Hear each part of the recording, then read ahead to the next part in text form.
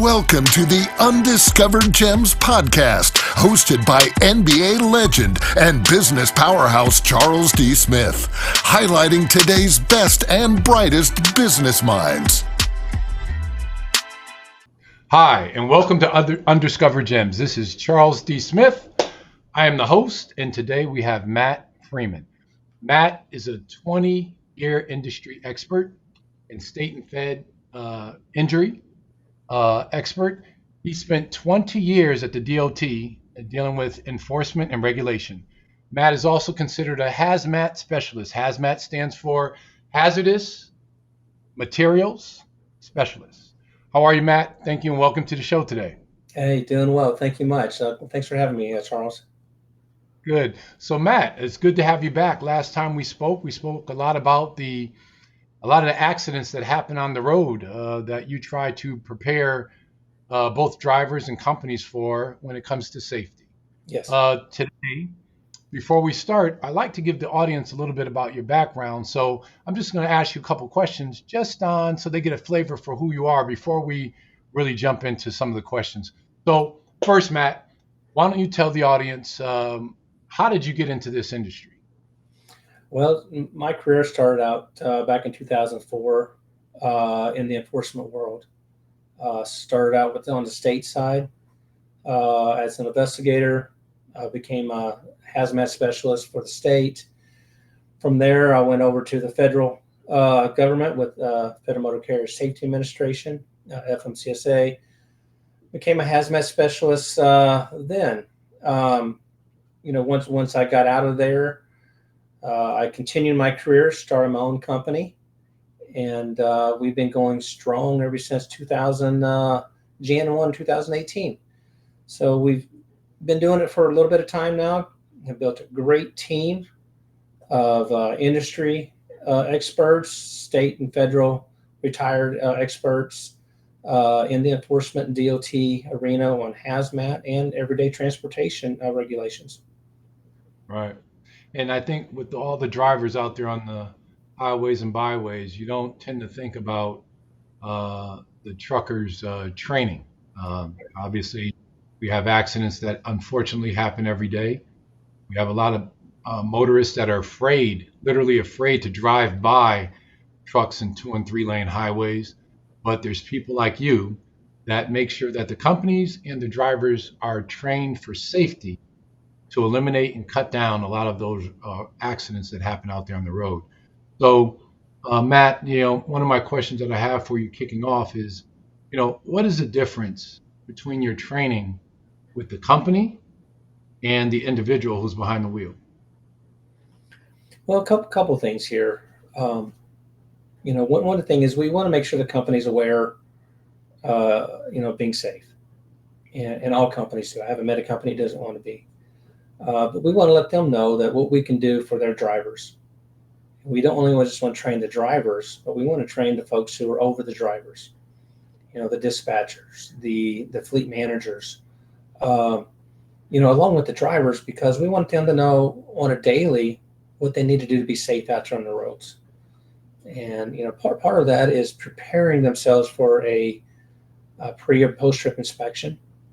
And not only that, but, for roadside. What to expect on the roadside when they get pulled over. It's not always a bad thing, but you never know what they're going to find until that inspection is being conducted. And what we try to do is prevent any defects or anything found in those trucks. So we want to train those drivers so they're doing those pre-inspections and making sure that they're being safe on the road. And, for a company aspect, the safer the trucks and the less defects that are discovered on those trucks, because they are being looked at on a regular basis, is better for the carrier itself, the company, because then those violations don't go against the company. So that's what we're there for, to eliminate the violations and to train these guys to make sure they're looking for the things that they need to look for to be safe. And like you said, there are people out there who are afraid to drive by big rigs, regardless if it's a hazmat tank, transporting chemicals, or a box trailer that you see every day transporting, our goods from store to store. our goal is to make sure to consult and train our customers on the things that they need. Coming in and doing a compliance assessment. Let's see where you are. You don't know till you get there, and sometimes companies, don't know where they really are unless someone's digging in and telling them. Because you get complacent. You're doing the same thing every day, and until something happens, you don't realize if there's anything being done wrong. Right, right. With the you mentioned being pulled over, um, and you go through an inspection. One, let's just say there's a reason why the driver gets pulled over, but I want to stay with the company before we get to the driver. Now you go through an inspection. What are they looking for when it comes to inspecting the entire rig, the truck? What are they looking for? What's the inspection like? Sure. There's a process of inspections that they go through. There's different levels. Typically, they'll do what they call level 1 inspection. Okay. And what they do is that's part of that is the driver. They're getting all the information from the driver. They're looking at logbooks. Okay. And they're making sure that the logs are matching up with what they're doing on a daily, from where they're going from point A to point B. So they look at that. They're also looking at your general safety requirements on a vehicle, making sure the lights are working, making sure the brakes are good, making sure the tires are good, the wheels. So they're going through a full inspection process on the roadside. So some of these things has to do with weight. Okay, they have portable scales, or they're going through scale houses, and they're making sure that they're not overloaded, that they are at the appropriate weight that they're required to be at. So those are things that it come back on the company side. When these trailers are leaving the facility, they need to make sure that they're not overloading these trucks. The driver's not going to know that till he gets down the road. Now if he does, I'm not aware of that. But when they're loading these trucks, they're just pulling the trailer. Right. They're usually hook and go. It is the driver's responsibility to check that trailer before it pulls off, make sure everything is safe, everything's working. So those are some of the key things that go back on the company, before it takes off. Because no matter what, even if whatever the driver does, it reflects back on the company itself. That's the key thing there. It's always going to reflect back on that company. So it's you have some drivers, that if I've heard in my past say, hey, you know what, I'm not getting the ticket. So if it's in bad shape, it's in bad shape. But there's a lot of very responsible drivers out there, and those are, I'm just talking a worst case scenario. But what we try to get for folks to understand on both the driver and the company side, those points and penalties add up, and even though it's not hitting the driver, it's still hitting the company, and that company's one that has to fork out those fines or penalties. And if there's too many added, that company has a decision to keep that driver or not. That's up to that company, on how they take care of it. And so on the company side, coming back and seeing how well they take care of their vehicles, their trailers, that makes a big difference. And now it comes down to the maintenance side of it.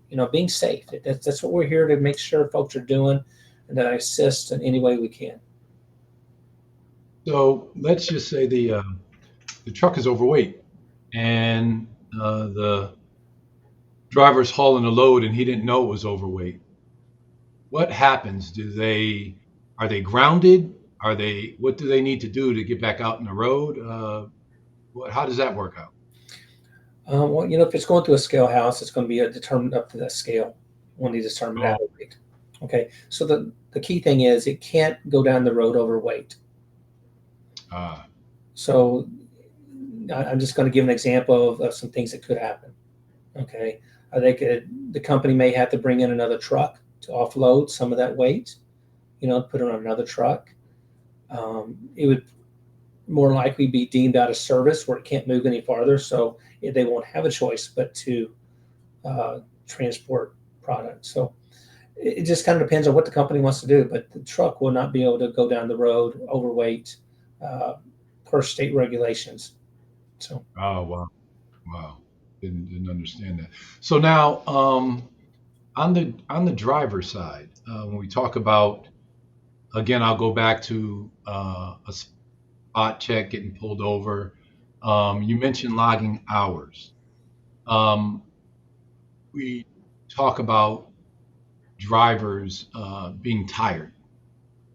And that, let's just say that is that why you look at the hours because you're seeing at the beginning, or is it the truck hours? What do you mean by logging hours? sure, That'll lead to my next. sure, it's the driver hours. They're looking. One of the things they look for is fatigue. Okay, Mhm. a driver is allowed to have 11 hours of drive time and 14 hours on duty. So um, what they want to make sure they're not driving over those hours. Okay, and when they are driving those hours, are they taking enough time off?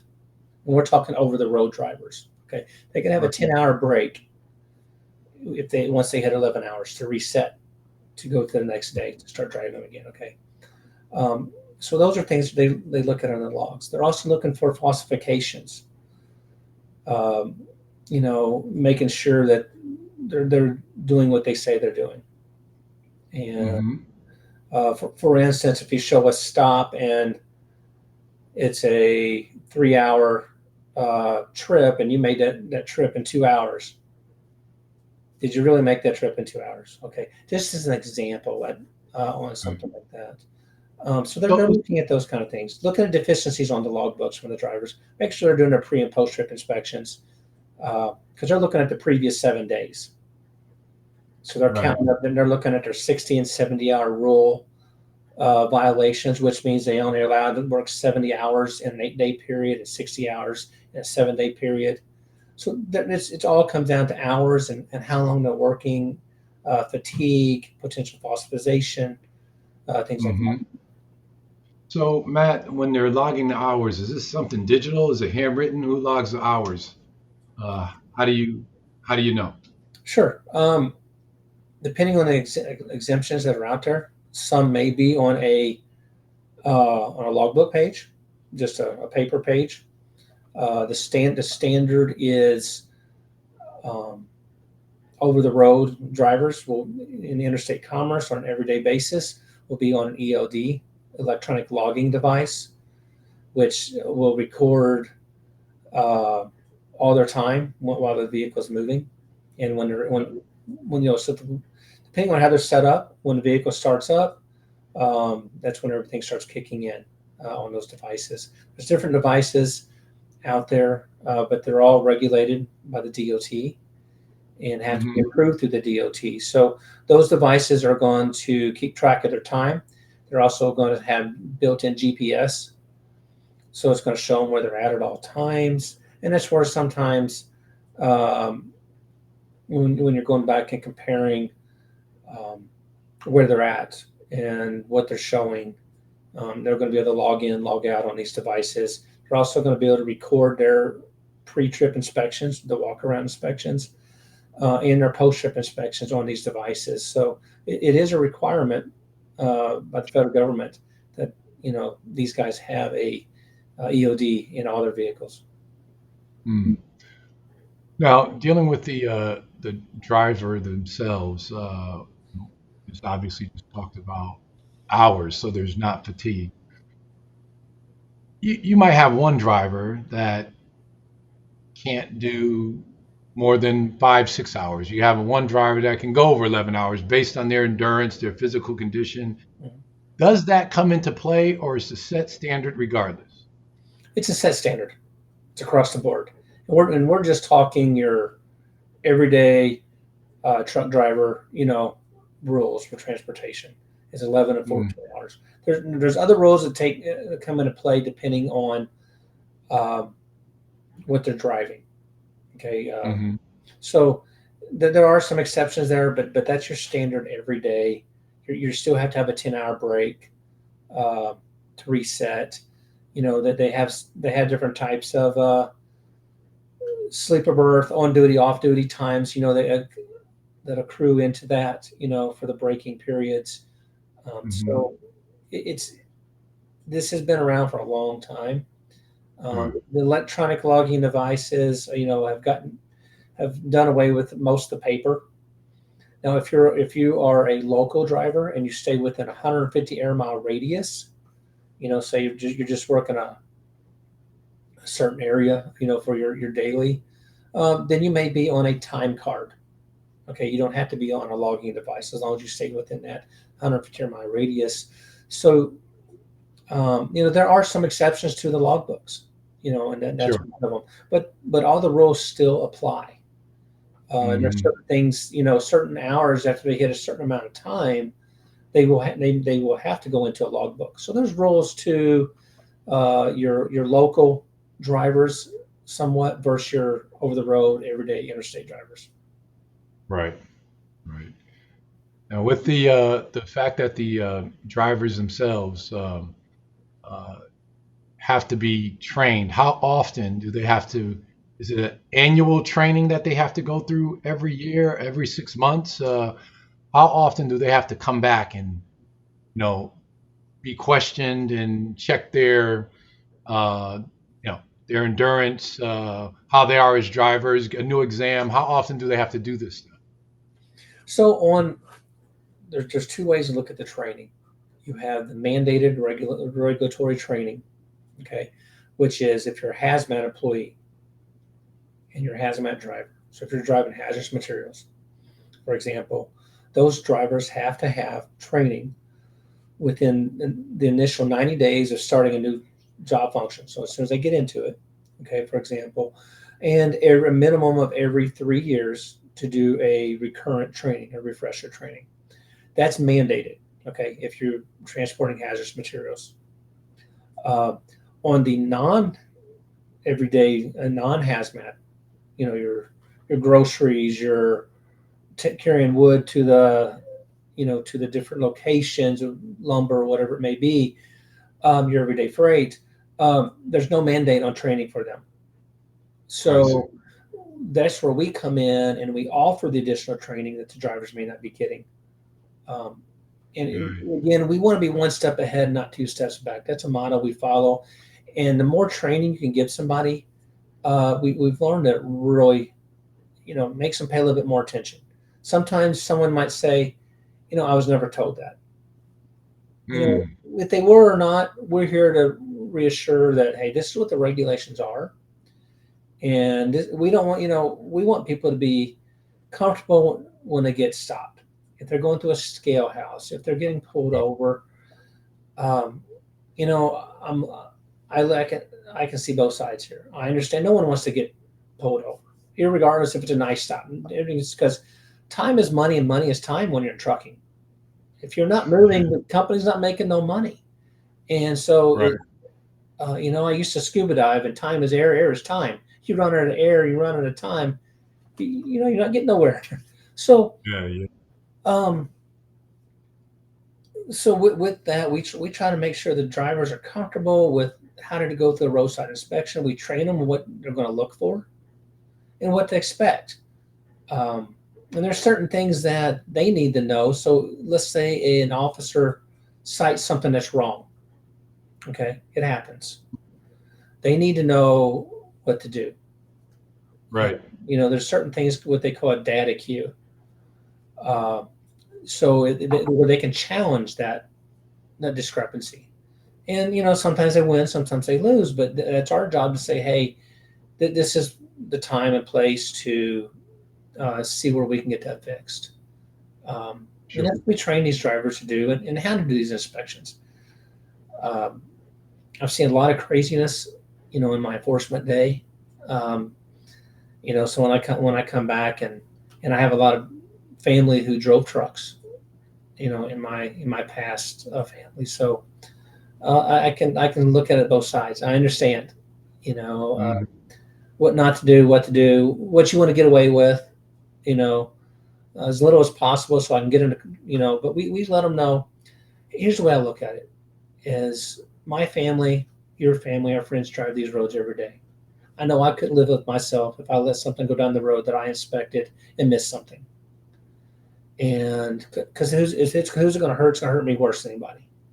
And I even tell a driver that, you're pulling these big 80,000 pound vehicles down the highway.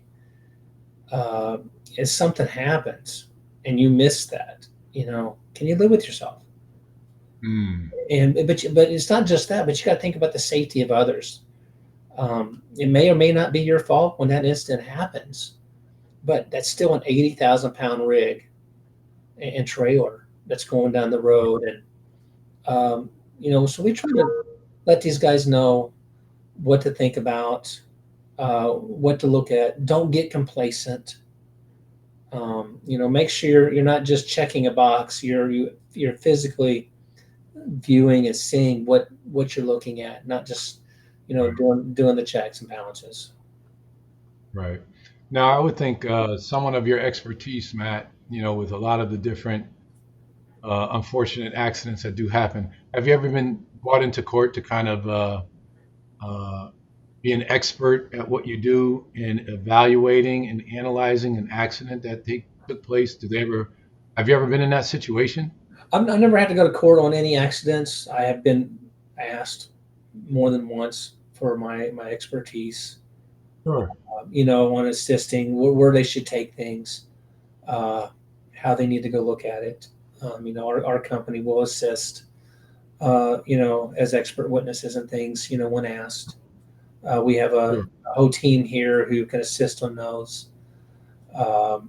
So, those are always hard. And, Hmm. even when you work something after the fact, you're unless you have evidence of what actually happened, you're given your best opinion of Right. what the rules and regulations, if anything has been broken. Right. Talk about the laws a little bit. What are some of the nuances to the laws that have some law changes that have taken place over the last 5 years or so, or over the last decade? I mean, different laws that were impactful for public, and you look at it and you say that law was needed. But talk about some of the things that you've seen over the past 5 to 10 years where you actually complemented the law, and then talk about something that maybe they should have left it the same as it should have been. Yeah, no, absolutely. There's two things that stand out that has been both rules and the regulations, and now more Hmm. enforced per the regulations. Uh, Mm. you have all these laws, but what's being enforced out of the laws? Okay. Uh, so one of the big things that comes to mind, one's on the drivers, and one is on the equipment, your trailers. Uh, the rear end protection has uh, always been in the regulations. Okay, there's a rule.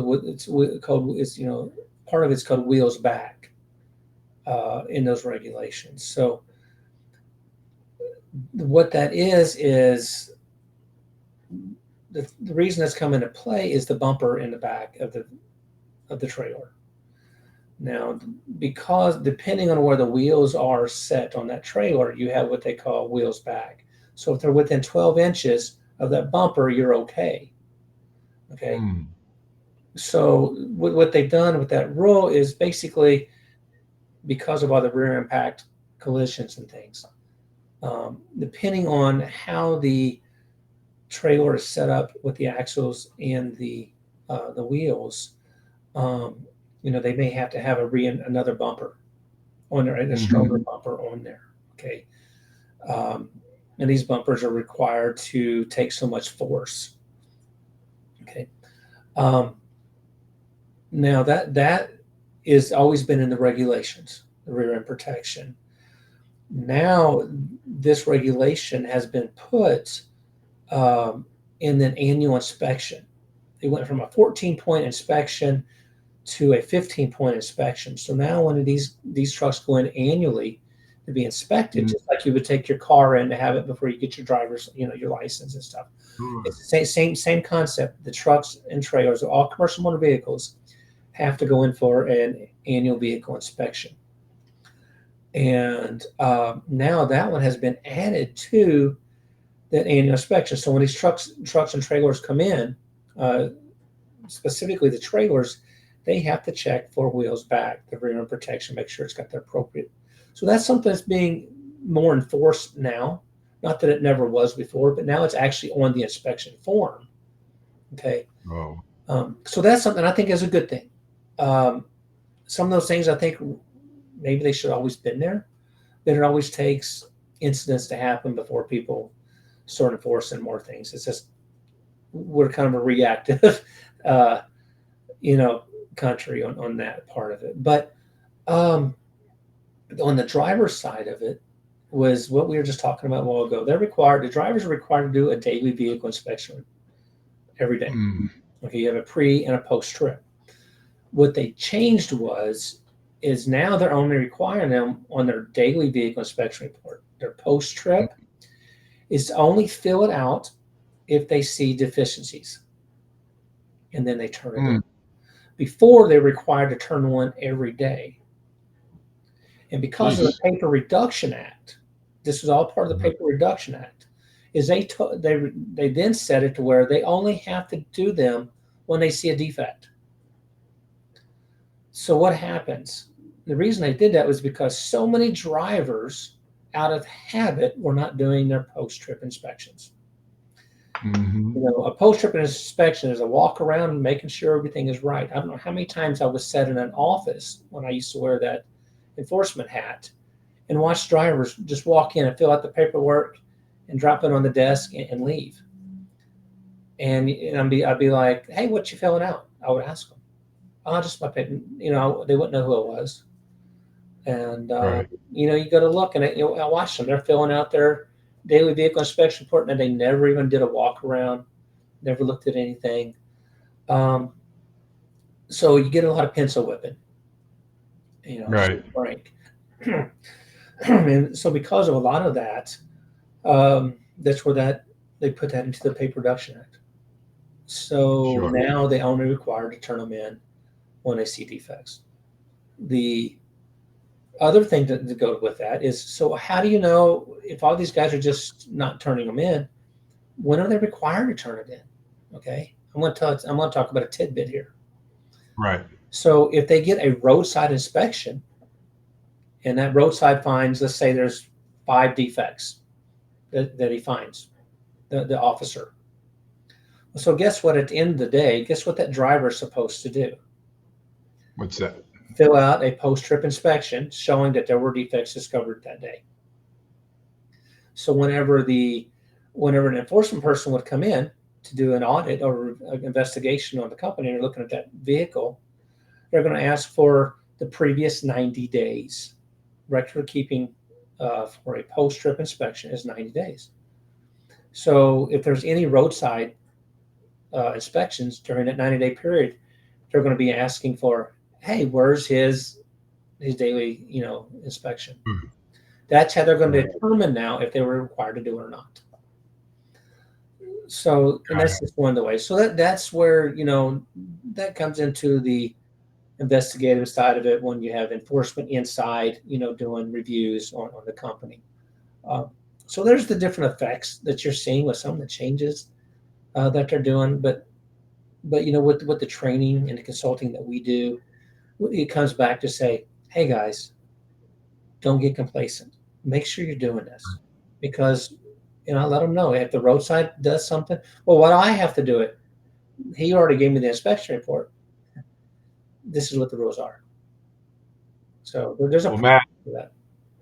Yeah, just looking at the time, even the first time we spoke, time just kind of sailed right by, and I'm like, oh wow, it's already time for us to look. Your information is second to none, man. I mean, anybody who looks at this show and is a concerned driver going up down the highways, pulling next to a truck that's carrying hazardous materials, you've definitely lessened their load and their mindset, put at ease, understanding that your work behind the scenes is very valuable.